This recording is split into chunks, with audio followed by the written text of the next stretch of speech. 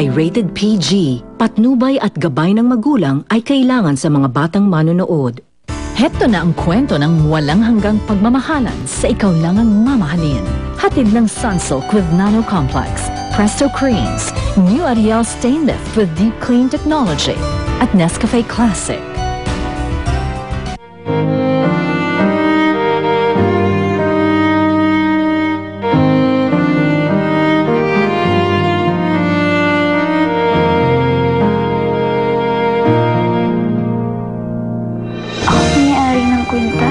Anak, alam mo, wala naman akong ibinibigay na kwintas sa'yo. Medyo matagal pa ba si Catherine? Butahan mo na lang. Ha? Hindi na. Ako nang bahala. Ako na pupunta sa kanya. Bakit hindi mo na lang ako ituring na tatay mo pagkatapos ikaw? Turing na lang kitang parang tunay na anak. Nandito ka lang pala eh. Inuna mo pang tsumika sa daddy ko kaysa dalang kami ng pagkain ni Charles sa labas. Gusto ko lumaki ka naman na independent. Ayoko naman inaasa mo na lang lahat sa maids yung mga iutos mo. Tingnan mo tong si Catherine, anak. Marunong siyang tumayo sa sarili niyang mga paa. Susubukan ko pong maging kagaya ni Catherine. Lagi na lang siya yung magaling sa mata ng daddy ko. Hayaan mo na lang si Ferdinand mismo magalit sa kanila para siya mismo magpalaya sa kanila.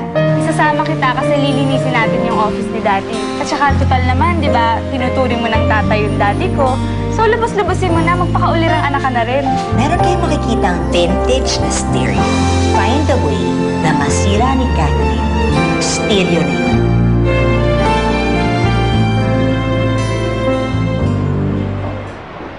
Catherine, no? Ito na yung gamit mo. Simulan mo na maglinis, ha? Tapos, eto, teka. Etong plaka na to, isalang mo to pagpadating na si daddy, ha? Nandiyan lahat ng mga paborito niyang kanta. Ako naman, habang naglilinis ka, lalabas muna ako, bibili ako ng pagkain. Tapos tatawagan na lang kita dyan sa landline pagpadating na si daddy. Naiintindihan mo naman, di ba? Pag tumawag ka dito, ibig sabihin, malapit na yung tatay mo, isasalong ko na ito doon.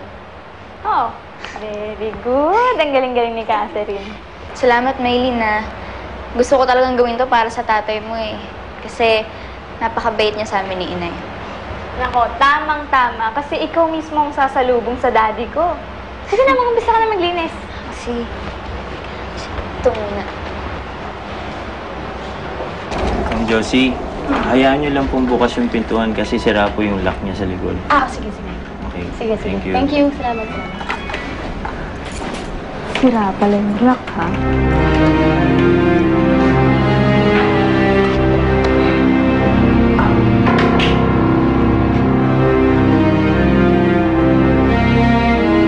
Catherine? Catherine? Mana, nakita niyo mo ba si Catherine? Hindi ba nagpaalam sa'yo? Eh, sinama ni Clarissa kanina sa opisina ni Sir Ferdinand, ah. Bakit po kaya? Ano kayang gagawin nila doon? Eh, baka magbabanding na yung magkaibigan.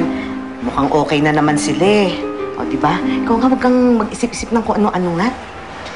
Eh, hindi naman ho ako tatanggi kung isasama nila si Catherine sa opisina ni Sir Ferdinand. Sa tingin ko nga, mas mabuting nandun na lang siya, eh. Bakit naman? Eh, alam niyo naman kung mainit ang dugo sa amin ni Ma'am Amara, hindi ho ba? Eh, mabuti na kung laging kasama ni Sir Ferdinand yung bata para hindi siya maalipusta. Pakiramdam ko nga ho, mas ligtas si Catherine eh, na nandun siya ngayon sa opisina ni Sir Ferdinand.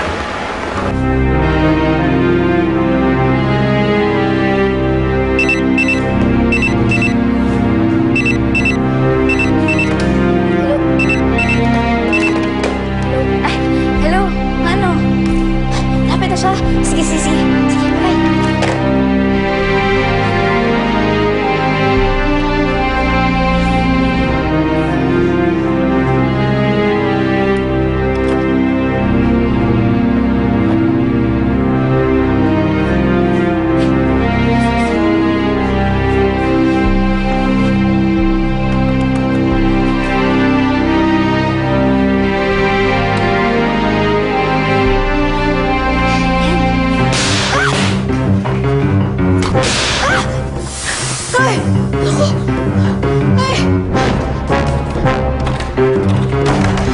Tulong!